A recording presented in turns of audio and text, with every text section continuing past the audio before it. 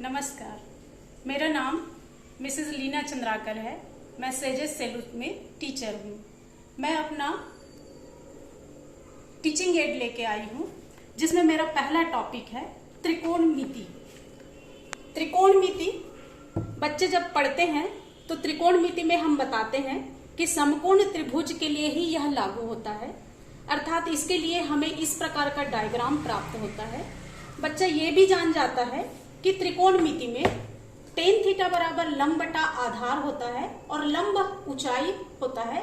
तो इस प्रकार tan थीटा बराबर ऊंचाई बटा आधार होता है, तो वो ये भी सीख जाता है। पर उसके लिए इस त्रिकोणमिति के इस सूत्र का एप्लीकेशन, इसका हम कहाँ पर बहुत बेहतर ढंग से अनुप्रयोग कर सकते हैं, इसको बेहतर तरीके से समझाने के लिए मैं अपना छोटा सा ये टीचिंग एड लेके आई हूँ।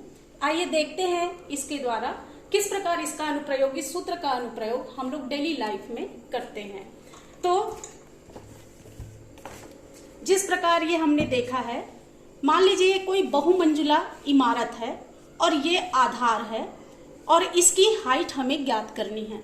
तो ये हमने एक बहुमंजिला इमारत लिया हुआ है, ड्रा किया हुआ है, और इसका आधार यहाँ पर है, जो कि रोड के उस अंत तक हमको आधार बता रहा है। और इसके जो विकर्ण हैं, विकर्ण को हम इस लेजर लाइट के द्वारा बता रहे हैं। ये लेजर लाइट जैसे कि अभी 0 पर रखा हुआ है, यदि इसको हम घुमाते हैं तो ये जहां तक भी जाएगा, जिस एंगल तक वो पड़ेगा, उस एंगल का कैलकुलेशन हम कर सकते हैं। एंगल के कैलकुलेशन की सहायता से इसकी ऊंचाई ज्ञात कर सकते हैं। जैसे ये अभी 30 पर है, एंगल 30 पर है, थीटा का मान 30 है। जैसे कि यहाँ पर थीटा का मान 40 है, यहाँ पर थीटा का मान 45 है, यहाँ पर थीटा का मान 60 है और यहाँ पर थीटा का मान 65 है। तो इस प्रकार हर एंगल के लिए त्रिकोणमिति चार्ट से एंगल का डिफरेंस, एंगल के लिए थीटा का मान यदि डिफरेंट हो तो भी हम चार्ट की सहायता से इसका कैलकुलेशन कर सकते हैं। तो चलिए देखते हैं। हम 45 एंगल ले रहे हैं। मान लीजिए ये 45 में इस बहुमंजिला इमारत की यहां तक की ये ऊंचाई बता रहा है। यदि हम इसको और आगे ले जाते हैं,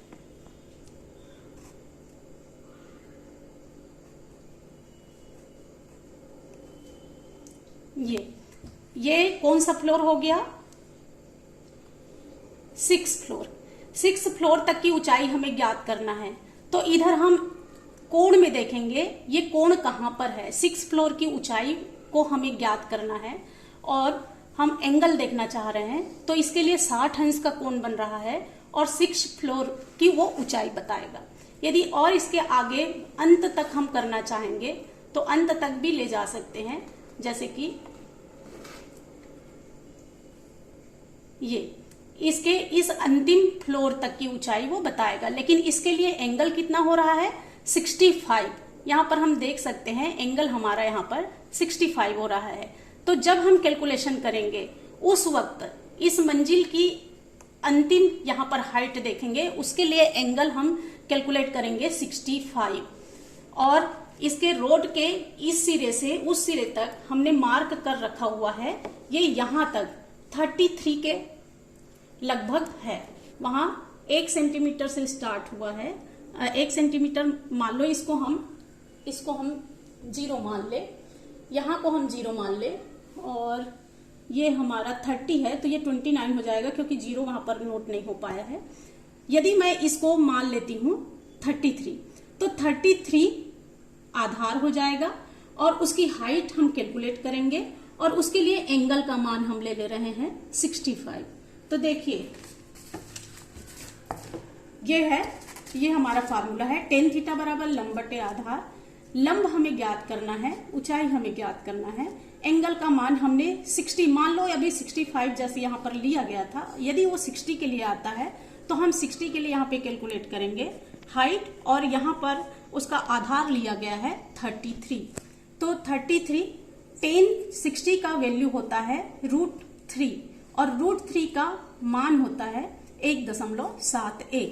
इन दोनों का तिर्यक गुना कर दे, इस प्रकार हमें हाइट मिल जाता है 56.43।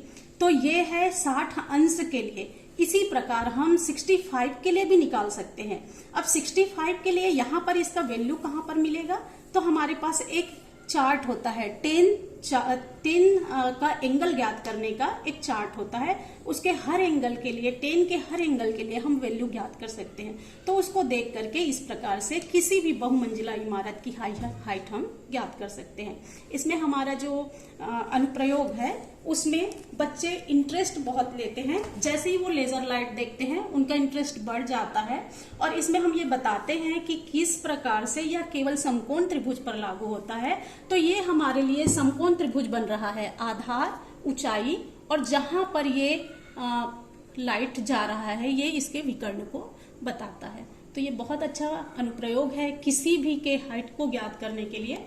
अब आपके मन में ये भी आ रहा होगा कि अरे इसको तो हम स्केल की सहायता से नाप सकते हैं, तो क्यों ऐसा ये सब कर रहे हैं। लेकिन ऐसा बहुमंजिला इमारत जिसमें 100 फ्लोर हो, 100 फ्लोर से ज्यादा हो, और उसके कोई भी बीच का, मान लो हमें इसका व्हाइट वॉश करवाना है, केवल 3 फ्लोर तक कराना है, यानी 10 फ्लोर तक कराना है या 25 फ्लोर तक कराना है, तो क्या हम हर बार टेप लेके जा सकते हैं? उससे अच्छा तो ये छोटा सा एपरेटस है जिसको हम जमीन के नीचे रोड के सामने रख करके उसका हाइट पता लगा सकते हैं। यदि ये टेढ़ा मेढ़ा पहाड़ भी रहता तो भी पहाड़ के टॉप तक यदि हमें इसकी ऊंचाई ज्ञात करनी है तब भी ये एपरेटस हमारे लिए बहुत यूजफुल है। तो ये मेरा छोटा सा टीचिंग एड है त्रिकोणमिति को लेकर के, और मेरे क्लास के बच्चे इसको बहुत इंटरेस्ट लेके समझे और उनको बहुत पसंद आया। अब मेरा दूसरा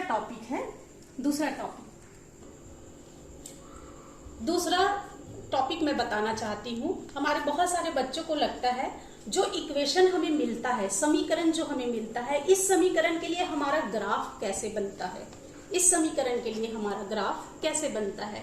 तो ये एक अट्रैक्टिव टीचिंग एड में हम इसको ले सकते हैं। जैसे हम देखते हैं y इक्वल टू कॉन्स्टेंट के लिए हमें इस प्रकार से सरल रेखा प्राप्त होता है। y equal to x square के लिए हमें इस प्रकार से शेप मिलता है ग्राफ में। ये ग्राफ x और y अक्ष के बीच लिया गया है, तो किस प्रकार से ग्राफ का शेप हमें मिलेगा उसको बहुत अट्रैक्टिव तरीके से इसमें बताया गया है। ये y इक्वल टू एक्स त्रिघात, तो हम देख रहे हैं इसका कैसे जा रहा है। इधर से ये बढ़ा हुआ है, ये इसका x अक्ष है, और इधर से नीचे जा रहा है। तो ये नेगेटिव साइड जा रहा है और ये पॉजिटिव साइड जा रहा है। एक्स एक्सेस का भी देखेंगे तो ये पॉजिटिव साइड है और ये नेगेटिव साइड है। इसी प्रकार वाई एक्सेस का देखेंगे तो ये नीचे साइड है, नेगेटिव है, और ये पॉजिटिव है। इसी प्रकार ये बहुत प्यारा है, y equal to constant x, y equal to cos x. तो कॉस एक्स के लिए हमें इस प्रकार से ग्राफ प्राप्त होंगे, कॉस एक्स के लिए। इसी प्रकार हम साइन एक्स के लिए भी ग्राफ प्राप्त कर सकते हैं। तो बच्चों को ये अट्रैक्टिव तरीके से बताना है, तो ये बहुत ही यूजफुल है। अब आइए रियल में ये ग्राफ बनता है कि नहीं बनता है, इसको हम बना के देख सकते हैं। तो ये मेरा ग्राफ है जिसको मैंने हाथ से ड्रॉ करके बच्चों को दिखाया कि ये एक्स अक्ष है, ये वाई अक्ष है। इस एक्स अक्ष में हमने 1 2 3 लिया हुआ है, वाई अक्ष में भी 1 2 3 लिया हुआ है। जब वाई का वैल्यू कांस्टेंट होता है, तो यदि हम 3 ले रहे हैं, वाई का वैल्यू कांस्टेंट और उसका मान 3 ले रहे हैं, तो इसके लिए हम देखते हैं ये सरल रेखा में प्राप्त होता है। तो वही चीज हमको यहाँ पर दिखाई देता है, वाई इक्वल टू कॉन्स्टेंट के लिए ये दिखाई देता है। दूसरा हम देखते हैं y equal to x square. तो यहाँ पर एक्स स्क्वायर के लिए और y के लिए एक सारणी बनाया हुआ है, टेबल बनाया हुआ है। जब y का वैल्यू 0 था तो y स्क्वायर एक्स स्क्वायर भी 0 था, इसका वैल्यू 1 था तो ये भी 1 था, इसका वैल्यू 4 हो गया तो ये 2 हो जाता है। तो इस प्रकार ये वैल्यू दिखाया हुआ है। उसका जब ड्रॉ करते हैं तो हमें ग्राफ में इस प्रकार से प्राप्त हो रहा है। ये यहाँ से देख रहे हैं, नेगेटिव साइड है ये एक्स अक्ष का, और वाई अक्ष का पॉजिटिव साइड है। ये इस प्रकार से कम होते जाता है और वाई का मान फिर से बढ़ते जाता है। तो वही चीज यहाँ पर हमको दिखाया गया है, यही चीज यहाँ पर दिखाया गया है। तीसरा है इसमें y equal to cos x.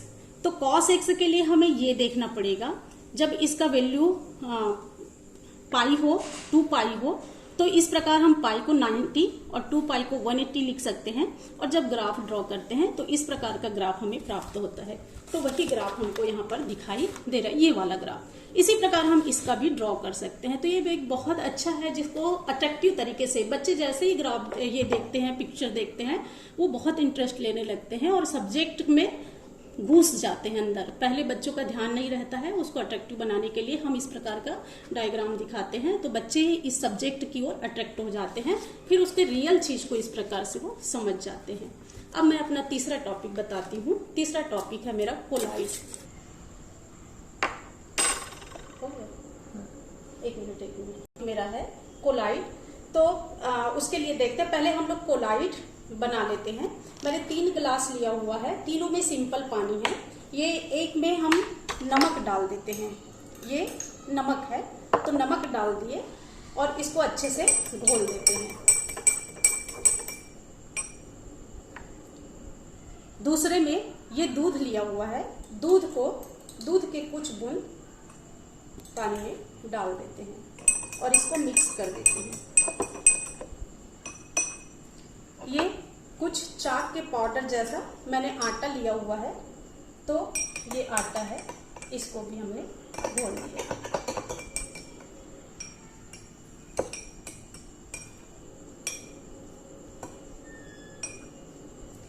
अब इसमें हम लेजर लाइट डाल के देखते हैं। तो देखिए लेजर लाइट इसमें, यदि ये लेजर लाइट इसमें हमें दिखाई नहीं देता है, इसमें लेजर लाइट दिखाई देता है, और तीसरे वाले में भी लेजर लाइट दिखाई देता है। तो ये जो पहला वाला सॉल्यूशन वो विलियन कहलाता है, जिसमें लेजर लाइट हमें दिखाई नहीं देता। इसके जो कण है वो बहुत छोटे होते हैं, जैसे मैंने नमक डाला है। दूसरा जो होता है ये हमारा दूध और पानी का मिश्रण है, इसे हम कोलाइड कहते हैं, यही हमारा कोलाइड है।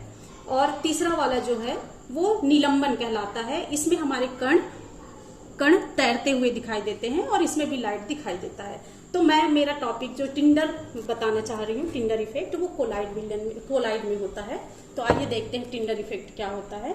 तो टिंडर इफेक्ट का मतलब होता है ये कोलाइड है। कोलाइड के कण जो लाइट जा रहा है, लेजर लाइट, उसको रिफ्लेक्ट कर देता है, उसे फैला देता है। तो प्रकाश के किरणों को फैला देना ही टिंडर इफेक्ट कहलाता है। तो यही चीज यदि हम बच्चों को करके दिखाते हैं तो बच्चे बहुत ही इंटरेस्ट लेते हैं और उनको बहुत मजा आता है और सब्जेक्ट को बहुत खुशी से सीखते हैं और उनको याद रखने में बहुत ही आसान हो जाता है। तो मैं अपना छोटा सा टीचिंग एड आपके सामने ये लेके आई थी।